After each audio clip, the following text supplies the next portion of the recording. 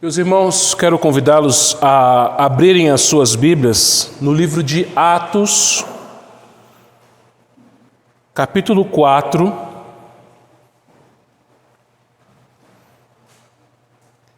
versículo 32, e nós vamos até o capítulo 5, versículo 11.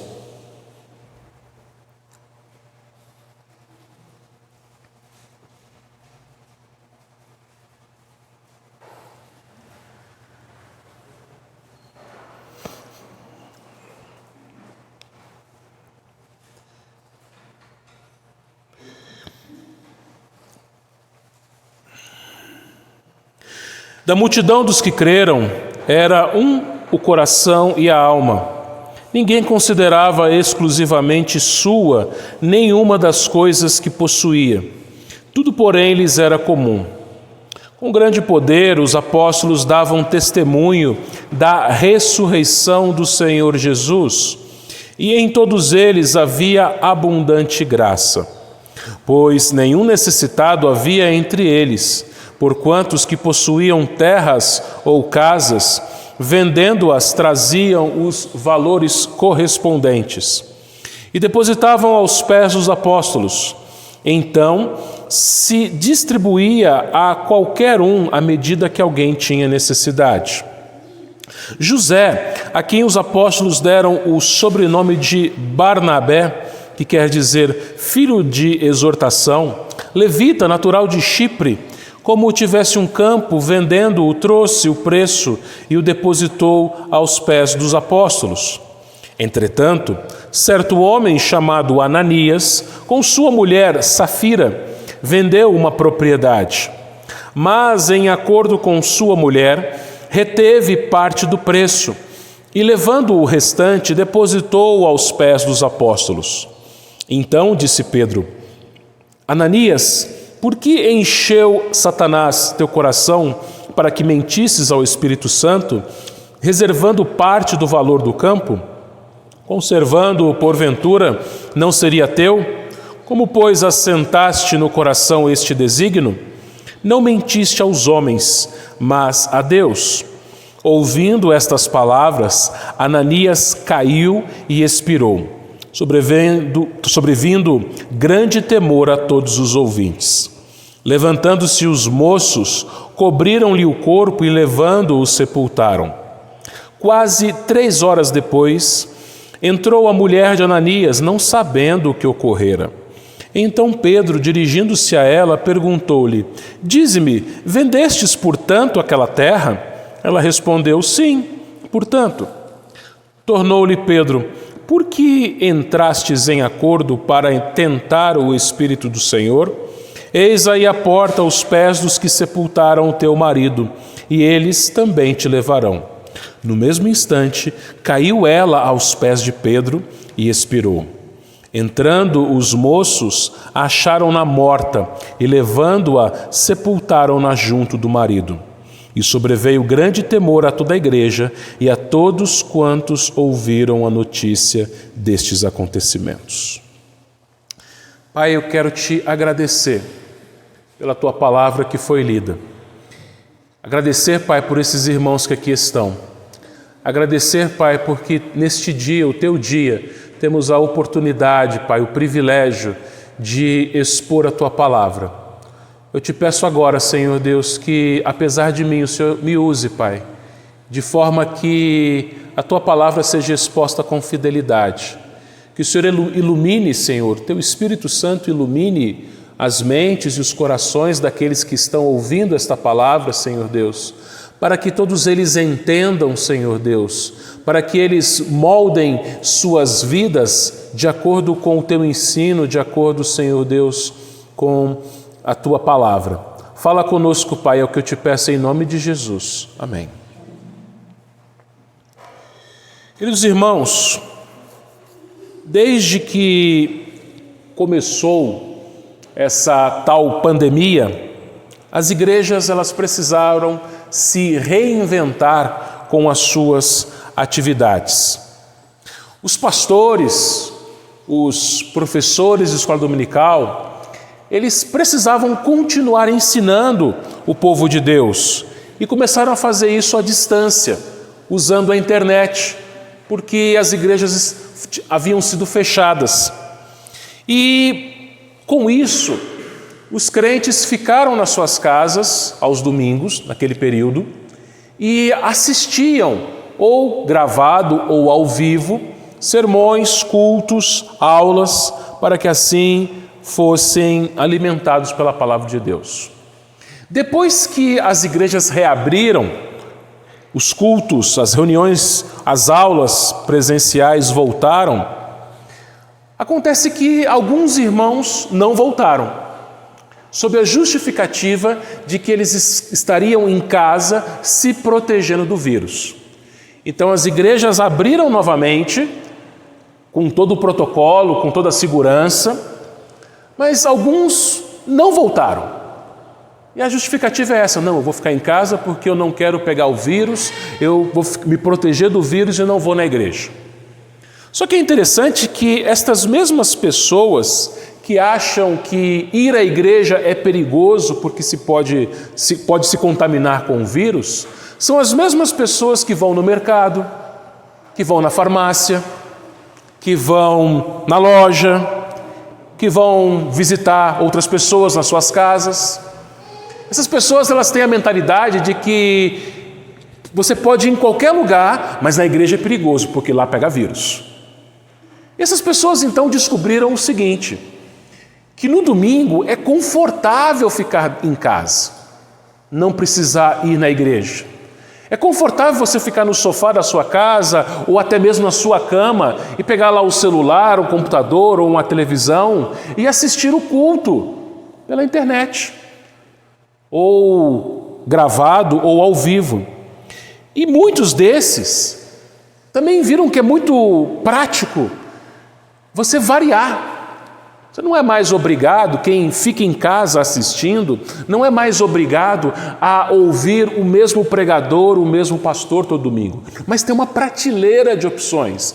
Então essas pessoas que estão em casa, elas podem ouvir um pastor num domingo, outro no outro, ouvir 2, 3, um pedaço de sermão aqui, outro ali.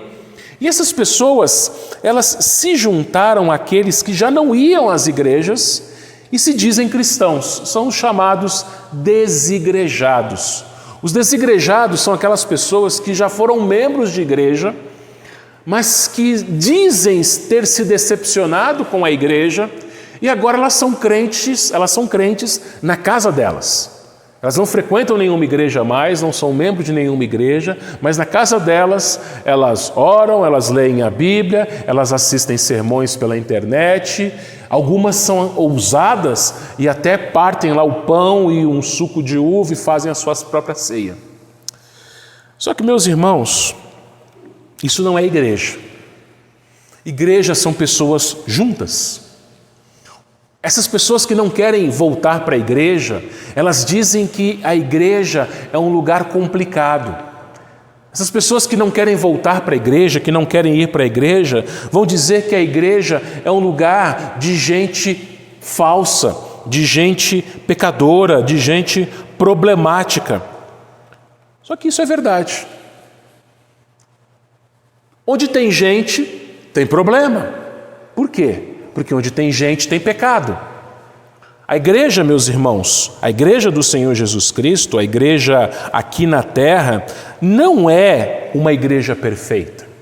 Não é uma igreja que não tem problemas, que não tem pecados. Mas a igreja, meus irmãos, ela precisa se reunir. A igreja é formada sim por pecadores, mas por pecadores salvos, perdoados, transformados. Por pecadores sim, mas por pecadores que agora se preocupam uns com os outros. Pecadores que têm como objetivo principal de suas vidas glorificar o nome de Cristo. Pecadores que agora cuidam do seu irmão, abençoam o seu irmão. Pecadores que se arrependem dos seus pecados. É verdade que às vezes dentro da igreja alguns pecados vão se manifestar.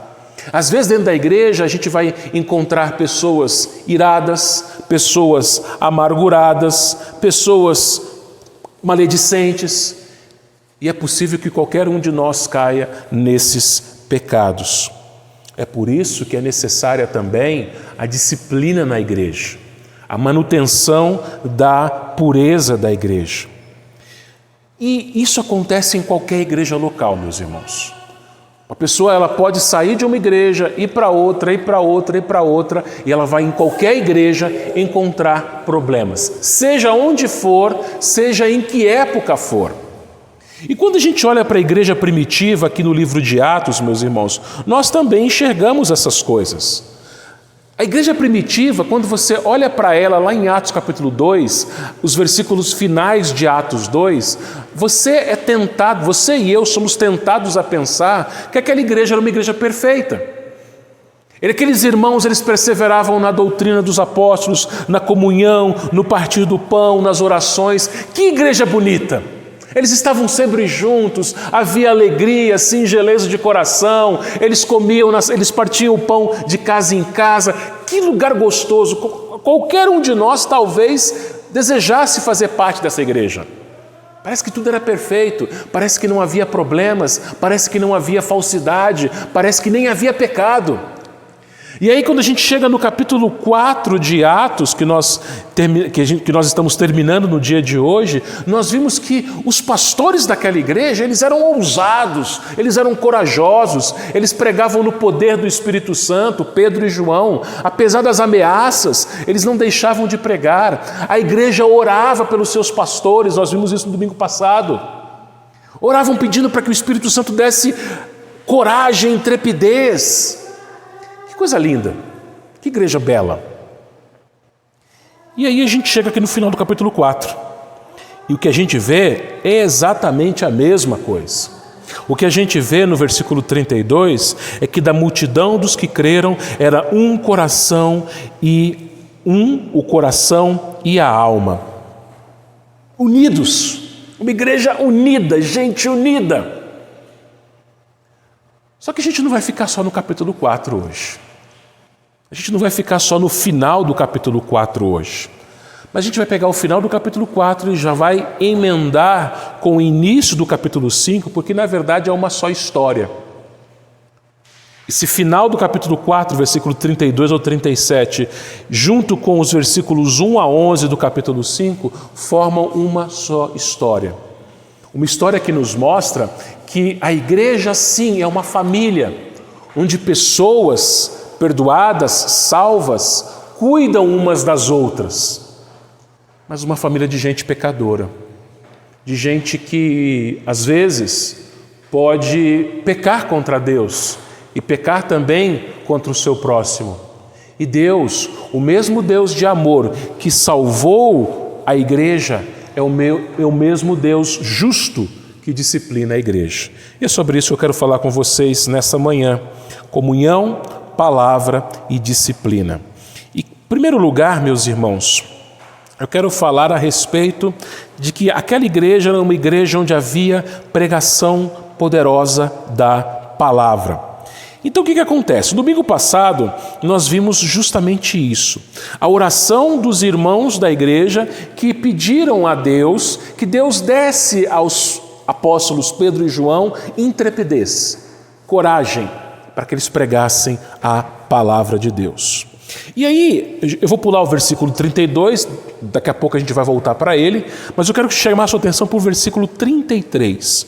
Olha lá, diz assim na primeira parte: com grande poder os apóstolos davam testemunho da ressurreição do Senhor Jesus. Olha só, queridos irmãos, o que os apóstolos faziam eram testemunharem, era falarem, era pregarem a respeito do Cristo ressurreto, do Cristo vivo. O que eles estavam fazendo nada mais era do que obedecer uma ordem do Senhor Jesus Cristo. Se você tiver com a sua Bíblia aí, peço que você abra em Mateus 28, 19 e 20. Mateus 28, 19 e 20. Diz assim: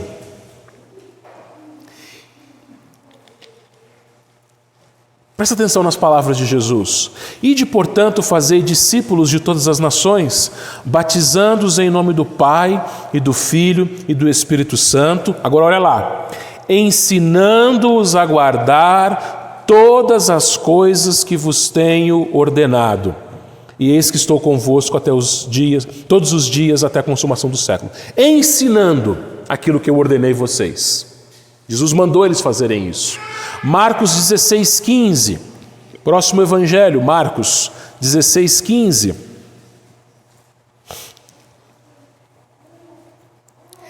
E disse-lhes: ide por todo o mundo e, olha lá, pregai o evangelho a toda criatura, ensinando a guardar aquilo que eu ensinei. Aliás, ensinando-os a guardar as coisas que eu vos ordenei. Mateus.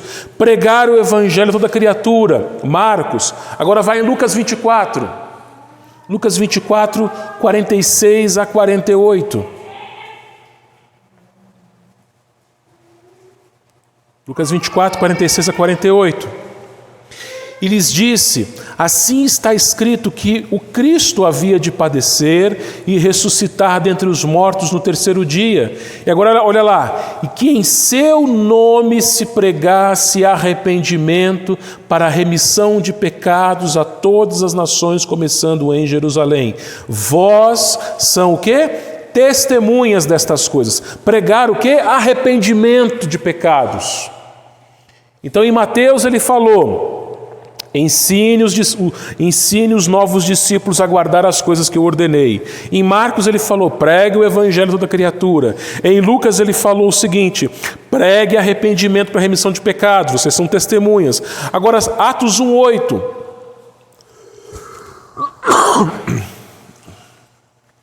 Atos 1:8. Esse é muito mais conhecido.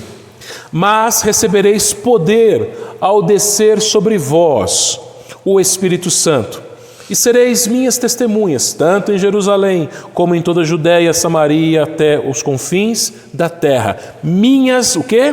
Testemunhas. Jesus ele enviou os apóstolos a pregarem o evangelho de arrependimento. Os apóstolos, eles eram testemunhas oculares da ressurreição de Jesus, e eles pregaram isso. E é interessante uma coisa, meus irmãos, a Bíblia dedica um capítulo inteiro só para falar sobre a ressurreição de Jesus e a nossa ressurreição. Está lá em 1 Coríntios 15. Se você for lá em 1 Coríntios 15, você vai ver o capítulo todo falando sobre isso. Mas a gente vai ver alguns versículos. 1 Coríntios 15, versículo 3. Antes de tudo vos entreguei o que também recebi, que Cristo morreu pelos nossos pecados, segundo as Escrituras, e que foi sepultado e ressuscitou ao terceiro dia, segundo as Escrituras. Então, olha lá, primeiro Paulo diz o seguinte, que Jesus Cristo ele ressuscitou segundo as Escrituras. O que isso nos mostra? Que Escrituras eram essas? O Antigo Testamento. A Bíblia que os apóstolos tinham.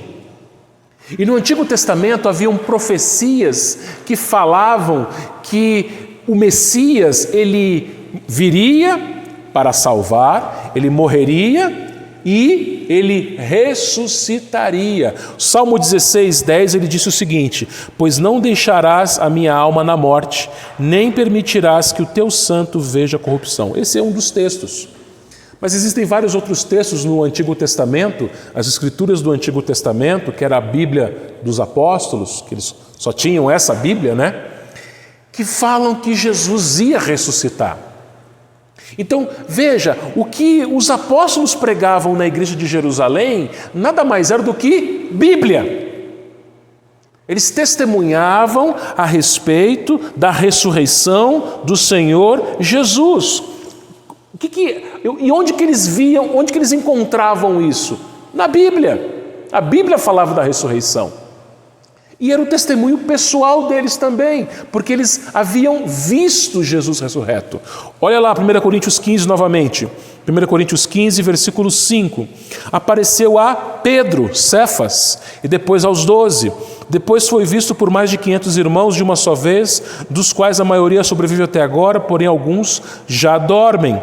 Depois foi visto por Tiago, mais tarde por todos os apóstolos, e afinal, depois de todos, foi visto também por mim como por um nascido fora de tempo.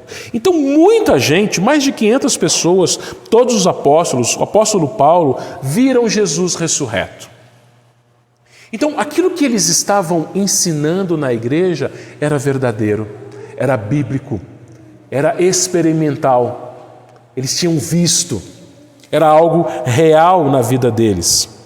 Mas olha também, meus irmãos, aqui nesse capítulo 15 de 1 Coríntios, Paulo vai nos falar que a ressurreição de Cristo, ela é a base da nossa fé. Olha o versículo 17, 1 Coríntios 15, 17. Se Cristo não ressuscitou, é vã a vossa fé, e ainda permaneceis nos vossos pecados. E ainda mais os que dormiram em Cristo pereceram. Se a nossa esperança em Cristo se limita apenas a esta vida, somos os mais infelizes de todos os homens. Então preste atenção, a gente fala muito da cruz e deve falar sim, mas Cristo não ficou na cruz, e Cristo não ficou no sepulcro. Ele ressuscitou. Se Jesus tivesse ficado morto naquele sepulcro, olha o que Paulo fala: é vã, inútil a nossa fé, e ainda permanecemos nos nossos pecados. Você estaria perdido, condenado, se Jesus não tivesse ressuscitado. Aqueles irmãos que já morreram estariam no inferno agora, se Jesus não tivesse ressuscitado. Se a sua esperança para a sua vida se limita apenas ao aqui e agora, você é um infeliz, é o que Paulo fala aqui. Porque se Cristo ressuscitou, olha o versículo 20, de fato Cristo ressuscitou dentre os mortos, sendo Ele as primícias dos que dormem. Ou seja, porque Cristo ressuscitou, nós temos a esperança da nossa ressurreição.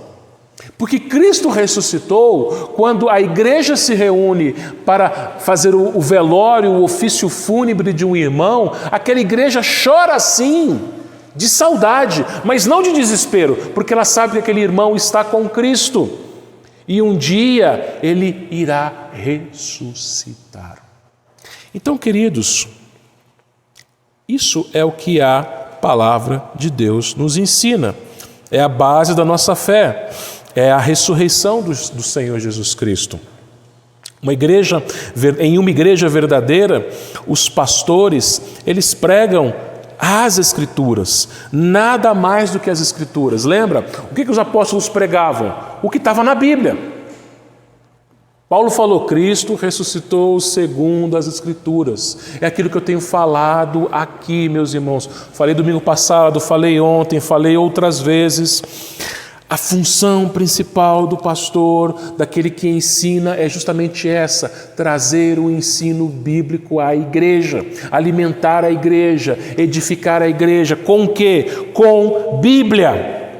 Não com palestras motivacionais, palestras de autoajuda, palavras que fazem coceira nos ouvidos, que massageiam o ego, que passam a mão na cabeça do pecador. Bíblia, meus irmãos, é tudo que a gente precisa.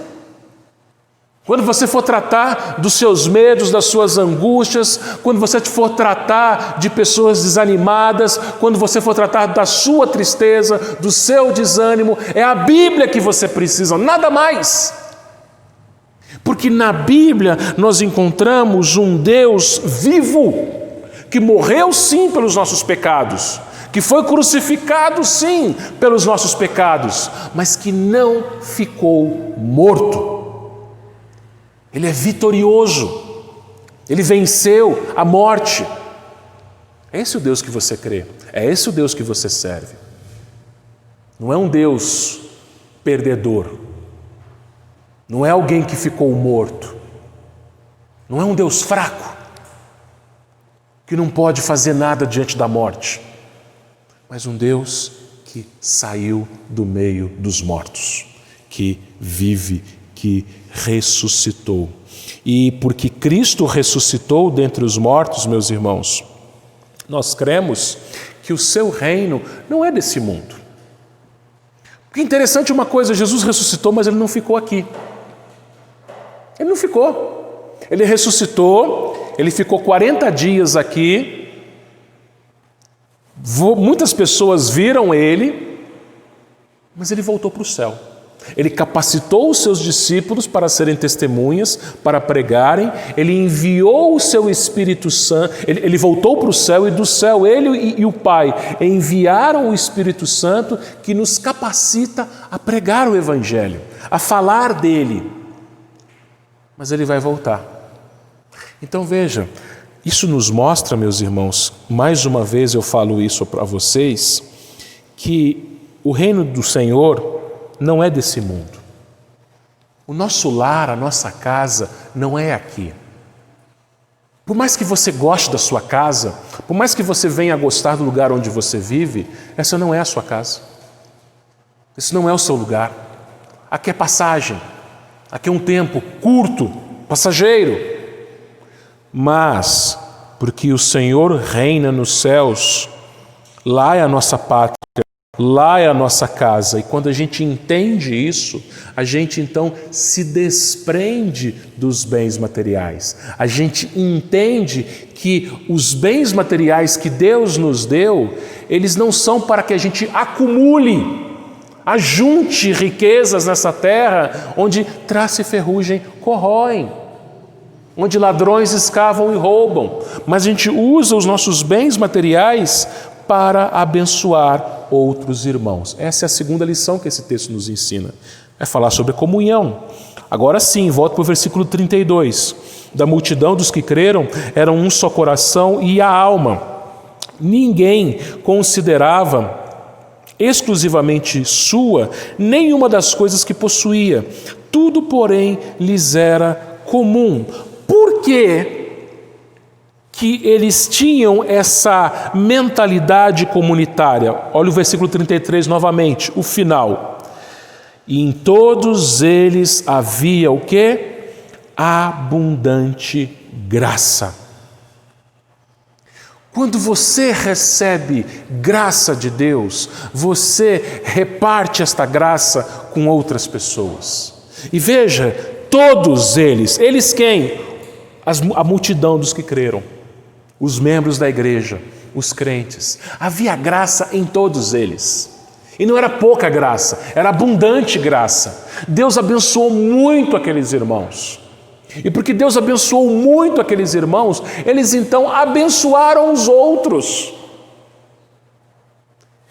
E é incrível, meus irmãos, quando nós falamos de graça, porque quando o apóstolo Paulo, ele orou pedindo para que Deus tirasse dele o espinho na carne, a resposta foi: a minha graça te basta.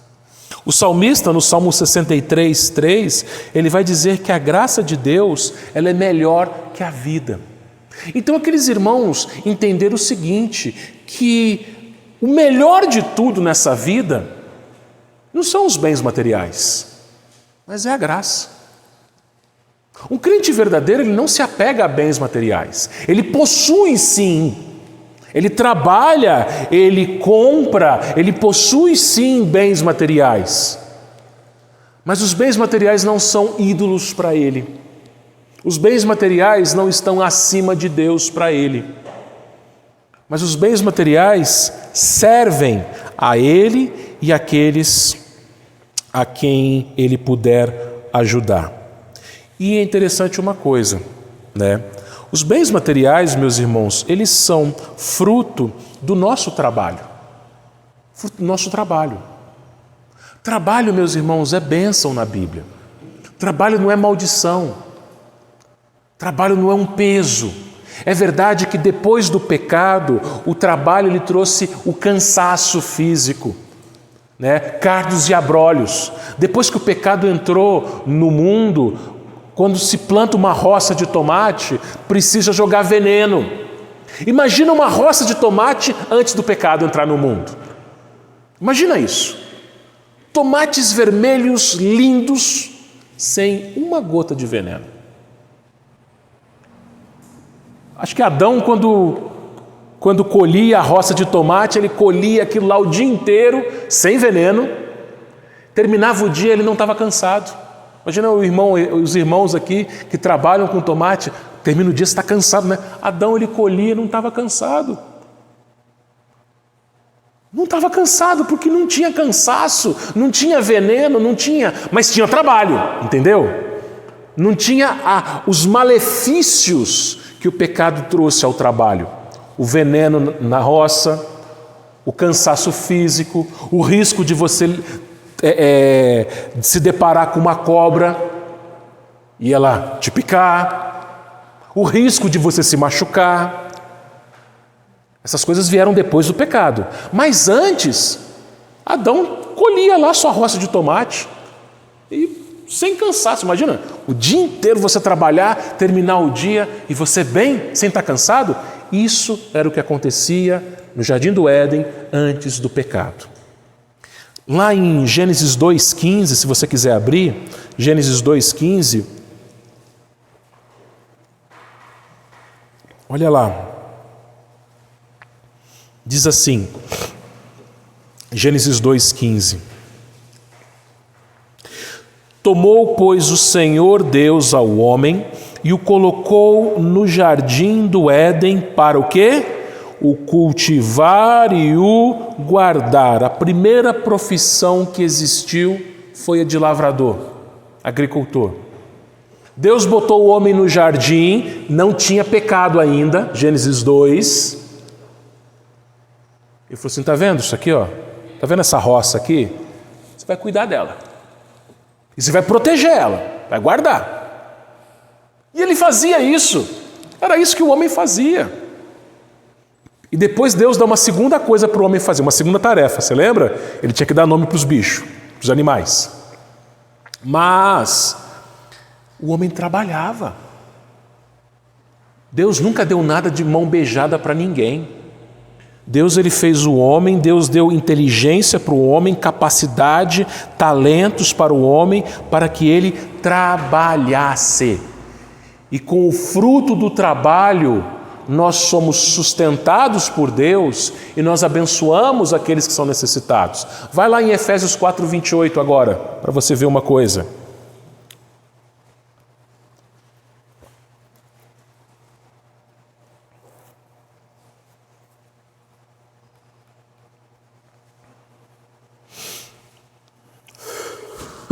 Efésios 4:28.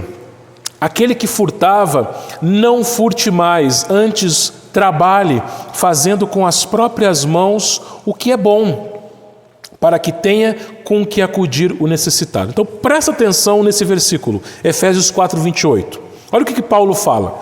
Primeiro, ele fala que não se deve furtar. Aquele que furtava, não furte mais. O que é furtar? Furtar é quando uma pessoa toma aquilo que não é dela, aquilo que pertence a outra pessoa. Só que o furto não é apenas uma pessoa pegar alguma coisa sem ser visto. Uma pessoa preguiçosa que não trabalha e que depende dos outros também é um ladrão. Uma pessoa que não quer trabalhar e só quer ficar dependendo dos outros é um ladrão. Está roubando os esforços do outro. Isso acontecia na igreja de Tessalônica. E lá em 2 Tessalonicenses 3:10, Paulo precisou admoestar aqueles irmãos quando ele escreveu: se alguém não quer trabalhar, também não coma. Tinha gente na igreja de Tessalônica que parou de trabalhar e vivia às custas dos irmãos. Era aquela pessoa que não trabalhava mais, parou de trabalhar, não vou trabalhar mais. Aí chegava na hora do almoço, aparecia na casa do irmão: tem almoço aí? E a pessoa não trabalhava e vivia às custas dos outros. E Paulo falou assim: não trabalha, não come. Isso é furto. Isso é ser ladrão. É roubar os esforços dos outros. Segundo, Efésios 4:28. Com o trabalho nós fazemos o que é bom, ou seja, o nosso trabalho ele deve glorificar a Deus. Mateus 5,16, se você quiser abrir, Lá em Mateus 5,16, quando Jesus ele disse que nós somos a luz do mundo, ele disse o seguinte: assim brilhe também a vossa luz diante dos homens, para que vejam as vossas boas obras e glorifiquem a vosso Pai que está nos céus. Então o seu trabalho, veja, você não vai roubar mais, você vai trabalhar, e o seu trabalho é para a glória de Deus. Por isso que o cristão faz o melhor. Ele se esforça para fazer o melhor. Domingo, meus irmãos, a gente se reúne para cultuar a Deus. É o culto público, é o culto solene, é o culto comunitário da igreja. Mas amanhã você vai trabalhar, seja com um caminhão, seja na roça, seja na construção civil, seja na oficina, seja no comércio, seja na sua casa, seja fazendo o que for, seja na escola, seja fazendo o que for. Você vai trabalhar e você vai fazer o melhor. Não vai fazer de qualquer jeito, não vai fazer mais ou menos, mas o melhor. Para quê? Para que as outras pessoas ao seu redor, seu colega de trabalho, seu cliente, seu chefe, seu patrão, as outras pessoas ao seu redor olhem para o seu trabalho, para as obras que você fez, as boas obras, e glorifiquem a Deus. É triste quando você ouve falar de um crente que faz trabalho mal feito. É triste você olhar alguns crentes que fazem um trabalho meia boca, mais ou menos, de qualquer jeito. Não, o cristão ele faz com excelência. Excelência. É o que Paulo falou aqui, né?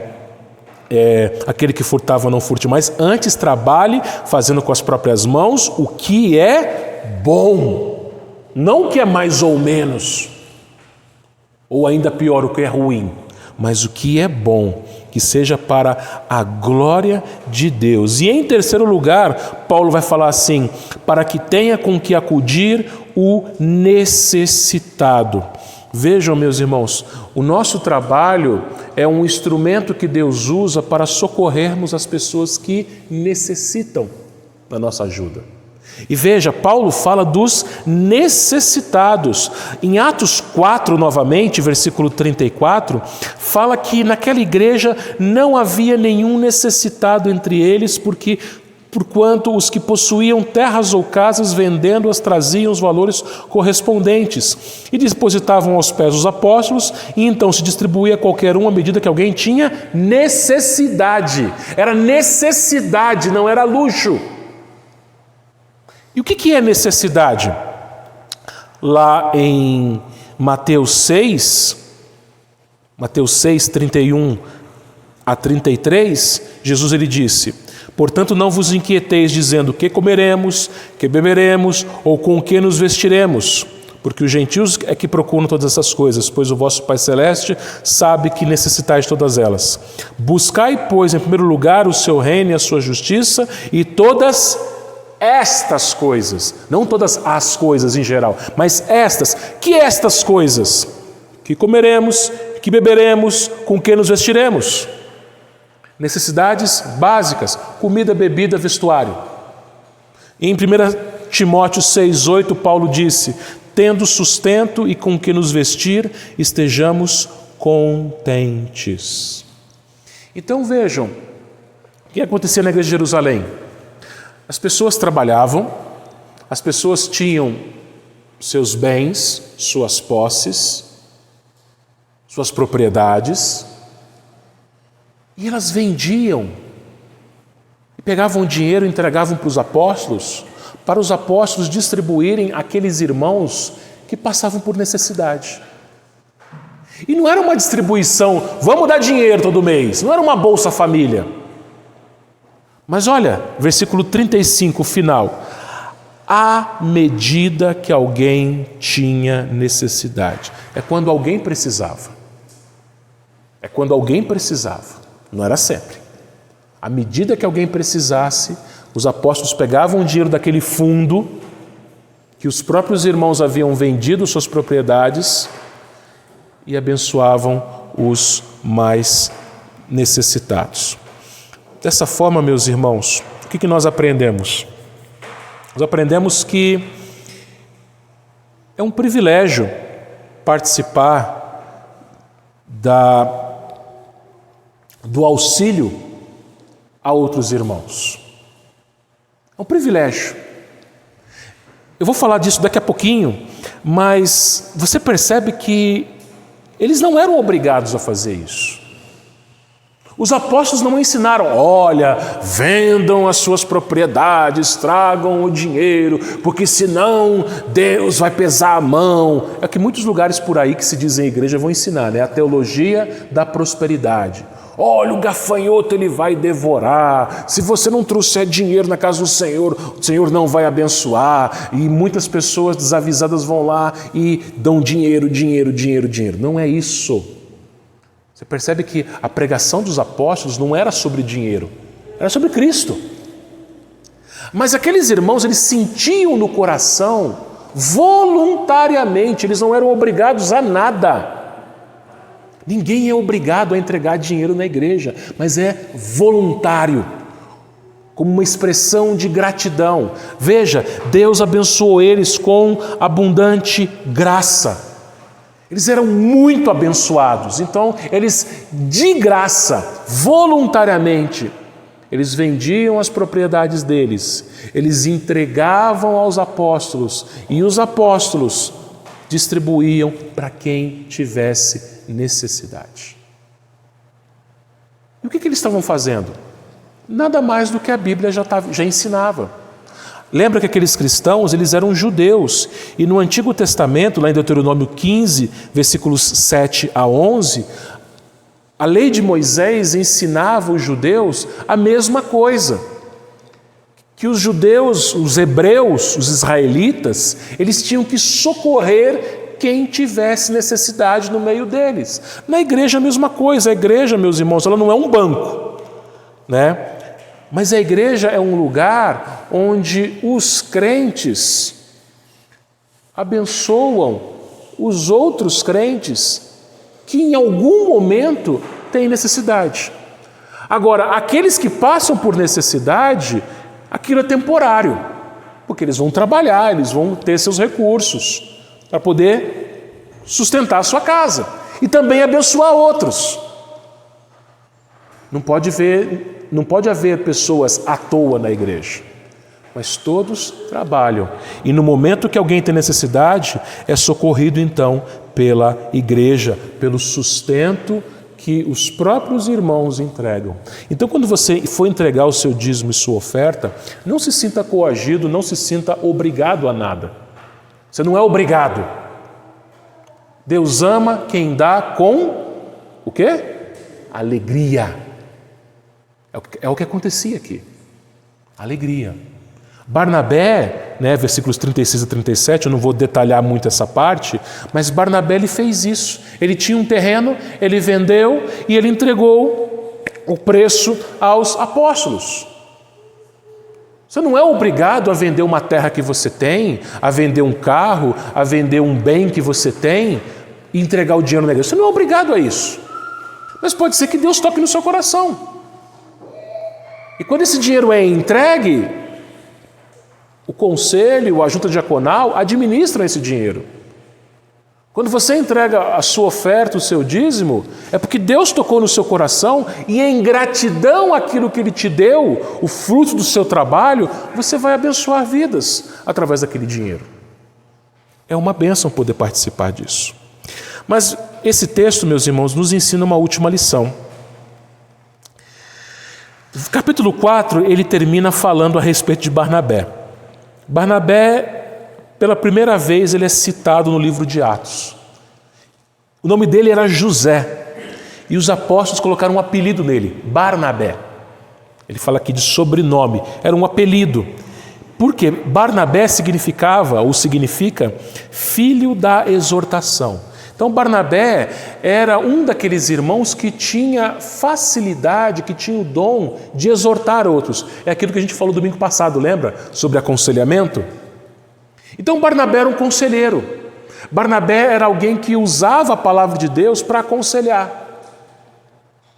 Ele exortava pessoas, exortava irmãos. José Barnabé.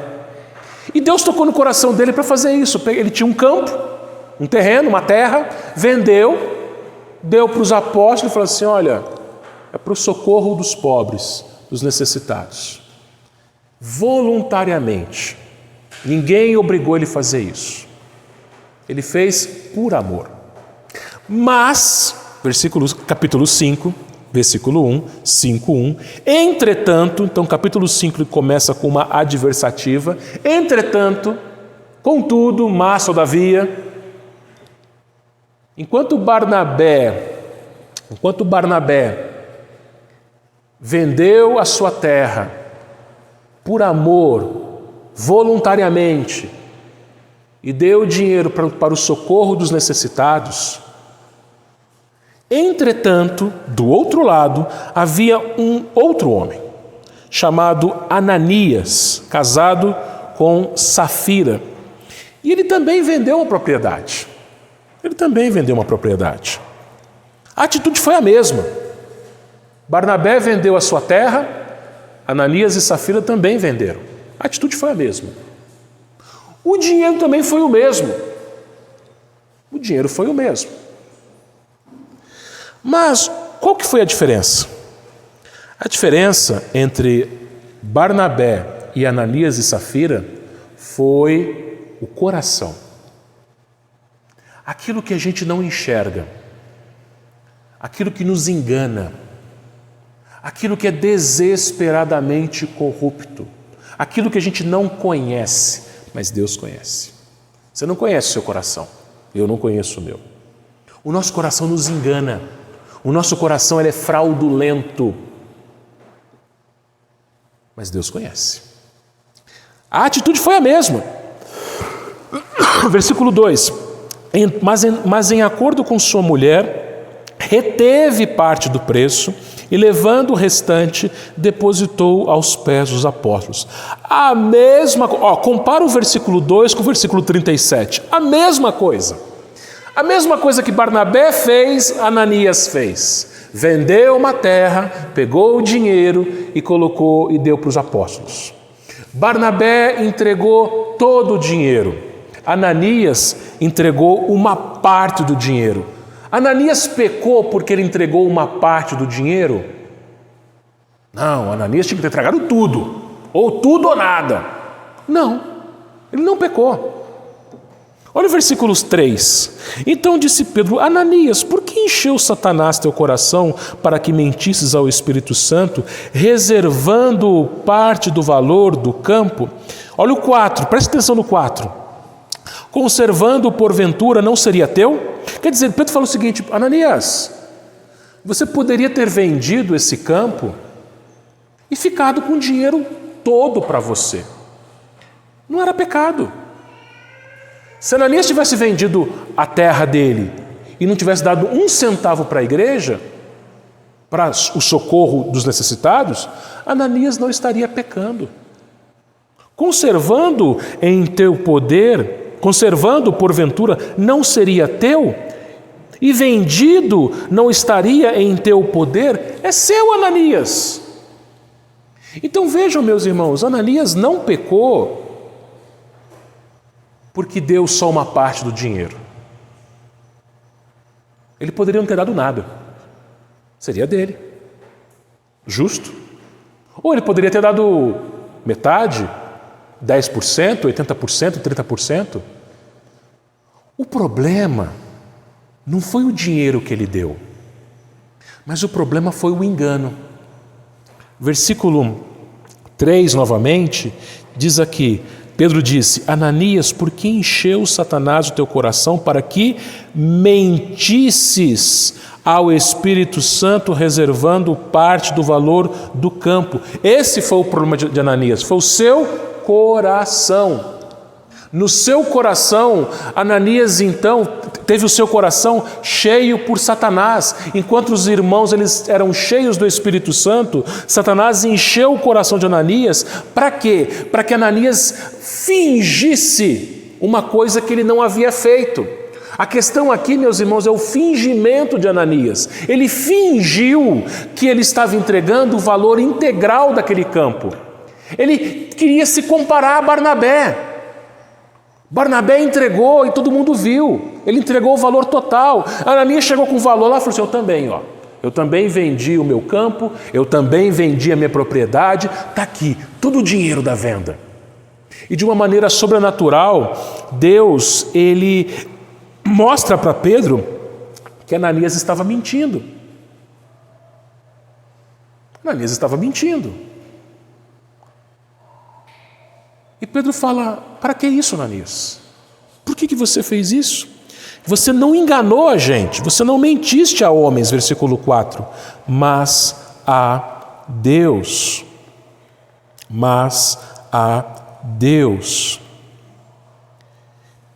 Ouvindo essas palavras, versículo 5, Ananias caiu e expirou, sobrevindo grande temor a todos os ouvintes. Como eu disse, ninguém era obrigado a entregar. Nem hoje. Não somos obrigados. Mas nós entregamos as nossas ofertas, os nossos dízimos, voluntariamente, em gratidão a Deus, em amor a Deus e ao próximo. Mas esse texto, meus irmãos, nos ensina a não aparentarmos alguma coisa diante do Senhor. Ananias, ele vivia de aparência, ele queria que as pessoas da igreja o vissem como alguém generoso, o que ele não era. E queridos irmãos, quantas pessoas fazem o mesmo?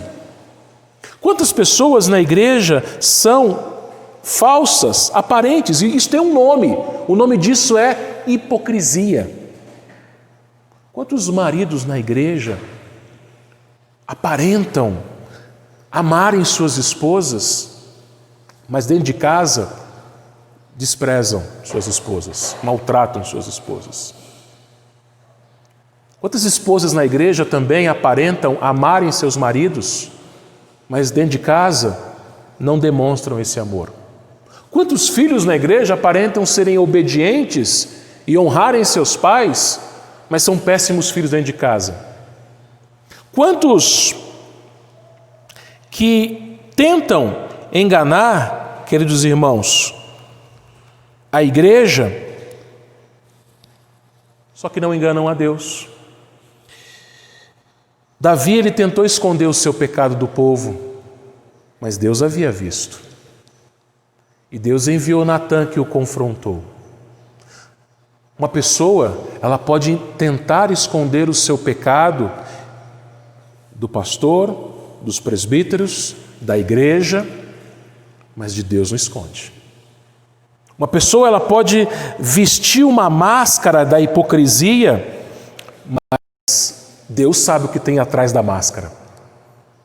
Agora imagine o seguinte: você, jovem, criança, adolescente que está aqui me ouvindo, imagina se chegasse um professor novo, uma professora nova na sua escola, de outra cidade, e esse professor, essa professora chegasse para um outro professor ou para um colega seu de classe e falasse: escuta, fulano de tal, como é que ele é?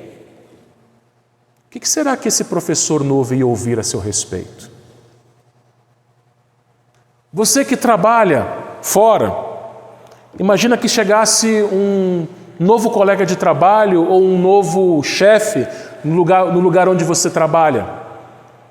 E essa pessoa procurasse uma outra e falasse: escuta, eu quero saber da vida ou do trabalho desse aqui, a sua vida, o seu trabalho. O que será que falariam de você? Uma vez eu estava conversando com um pastor, amigo, e esse pastor, ele chegou numa cidade para pastorear uma igreja. Era uma cidade pequena também. Ele chegou lá para pastorear essa igreja. E esse pastor chegou na cidade e começou a conhecer as pessoas da cidade e aproveitar para evangelizar essas pessoas e convidar essas pessoas para virem à igreja. Sabe o que esse pastor ouvia? Pastor, olha, obrigado pelo convite, mas eu já trabalho com fulano de tal a semana inteira e tem que aguentar ele a semana inteira. E eu vou domingo na sua igreja e olhar para a cara dele. Pastor, o senhor não conhece fulano de tal, fulana de tal. O senhor não sabe o que essa pessoa é no trabalho, na escola. Ela está lá na sua igreja cantando bonitinho, está lá louvando, mas dentro da escola, dentro da empresa, ela é outra pessoa. Isso se chama hipocrisia. E Deus enxerga, Deus vê. Ananias pagou com a sua própria vida. E logo em seguida, Safira também. Eu não vou detalhar aqui por causa do nosso tempo, mas aconteceu a mesma coisa. No versículo 7 em diante, vai falar da esposa Safira. E a mesma coisa, ela chegou, não sabia que o marido tinha morrido, já fazia 3 horas, nem velório teve, pegaram um homem morto, enrolaram num lençol e enterraram ele. Ela chegou e Pedro faz a pergunta no versículo 8: diz-me, vendestes portanto aquela terra? E ela permaneceu na mentira. E ela também pagou com a sua própria vida. Eu falo uma palavra aqui. Quantas esposas veem seus maridos pecando e são coniventes com o pecado do marido? E não falam nada. Foi o que aconteceu com Safira aqui. Ela foi conivente com o pecado do seu marido e não chamou o seu marido ao arrependimento. Mas não somente isso, o contrário também é verdadeiro. Maridos que veem suas esposas em pecado e não falam nada. Ou na igreja, porque isso se estende a todos os relacionamentos, na igreja, às vezes você vê um irmão em pecado e você não fala nada. E você é conivente com o pecado dele. Porque Ananias e Safira tentaram enganar a Deus, Deus derramou a sua disciplina. Por que essas 2 pessoas morreram? Porque na igreja do Senhor, a igreja do Senhor deve ser uma igreja santa, pura. De novo, não significa que na igreja não exista gente pecadora. Sim, existe gente pecadora. Mas os pecadores dentro da igreja, quando pecam, eles se arrependem, eles buscam arrependimento. Por isso que quando um membro da igreja, ele peca, a igreja ela disciplina esse membro. Infelizmente, na maioria dos casos, só são disciplinados pecados sexuais. Mas imagina se o nosso conselho resolvesse disciplinar um hipócrita na igreja. Foi o que aconteceu aqui. Um mentiroso. Foi o que aconteceu aqui. Não houve pecado sexual, mas houve mentira. Imagina se o conselho descobrisse alguém que está mentindo e disciplinasse essa pessoa. Isso em qualquer igreja, local. Mas, meus irmãos, por isso é necessária a disciplina. Eu vou encerrar com uma fala da Confissão Belga. Confissão Belga é uma das confissões adotadas pelas igrejas reformadas e nos diz o seguinte: as marcas para conhecer a verdadeira igreja são estas. Ela mantém a pura pregação do Evangelho, a pura administração dos sacramentos como Cristo os instituiu e o exercício da disciplina eclesiástica para castigar os pecados. No texto de hoje, meus irmãos, nós vimos 2 destas marcas manifestadas na igreja de Jerusalém. Nós vimos que naquela igreja havia a pregação do Evangelho. Que o Senhor nos dê a graça de nesta igreja, na nossa igreja, sempre haver pregação pura da palavra. Não mensagens motivacionais, de autoajuda, moralistas, mas o Evangelho, Cristo crucificado e ressuscitado. E uma outra marca que nós vimos nessa igreja foi o exercício da disciplina eclesiástica. Se Ananias e Safira não tivessem recebido a disciplina do Senhor, a mentira e a hipocrisia permaneceriam presentes naquela igreja. Você percebe no texto, no final, no versículo 11, que sobreveio grande temor a toda a igreja e a todos quanto ouviram a notícia desses acontecimentos. Quando um membro da igreja é disciplinado, os outros membros temem e vigiam. Olha, se aquela pessoa foi disciplinada por causa desse pecado, eu também tenho que tomar cuidado, porque se eu cair no mesmo pecado, eu também poderei ser disciplinado. E veja que não era só na igreja, todos quanto ouviam. É aquilo que eu falei, é triste quando uma comunidade fala, ah lá, aquela igreja. Está vendo aquela igreja? Então, eu conheço várias pessoas daquela igreja que são falsas, mentirosas, falam palavras indevidas, maus profissionais. Olha lá, está vendo aquela pessoa ali? Está vendo aquela menina, aquele rapaz ali? Cabula a aula, cola na prova, namora escondido, mas na igreja está bonitinho lá. Está vendo aquele sujeito ali? Aquilo lá é um cara preguiçoso no serviço, mas vai na igreja. É triste quando acontece isso. Se Ananias e Safira não houvessem sido disciplinados, as pessoas de Jerusalém falaram assim, está vendo lá, 2 mentirosos dentro da igreja. Falaram para os pastores, para os apóstolos, para Pedro e João e os demais apóstolos, que o preço do terreno foi tanto, e foi mentira, foi o dobro. Por isso que é preciso a disciplina na igreja, para que haja pureza na igreja e que o testemunho da igreja no meio da sociedade não seja manchado. Então, meus irmãos, que a gente vigie também. O Antigo Testamento conta uma história em que um homem chamado Acã, ele provocou a morte de 36 homens e a derrota de Israel.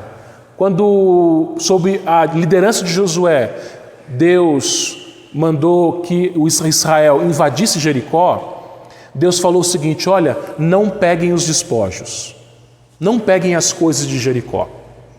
Acã foi lá e pegou algumas coisas, escondeu. Porque Acã fez isso, todo o povo sofreu. Quando um membro da igreja peca e esconde o seu pecado, toda a igreja sofre. Não seja pedra de tropeço para a igreja. Se você estiver em pecado, corra até Deus, confesse o seu pecado, arrependa-se, peça perdão e tenha uma vida de santidade. Não pelos seus esforços, mas pela graça do Senhor. E, como eu disse no início, se Deus te abençoou, se Deus te deu recursos, se você sentir o desejo no seu coração, contribua para que a igreja abençoe os necessitados, para que não haja necessitados na igreja. Que a nossa igreja, meus irmãos, seja uma igreja que obedeça a palavra de Deus, que haja pregação da palavra de Deus e que haja também a prática dessa palavra. Que Ele nos abençoe. Amém.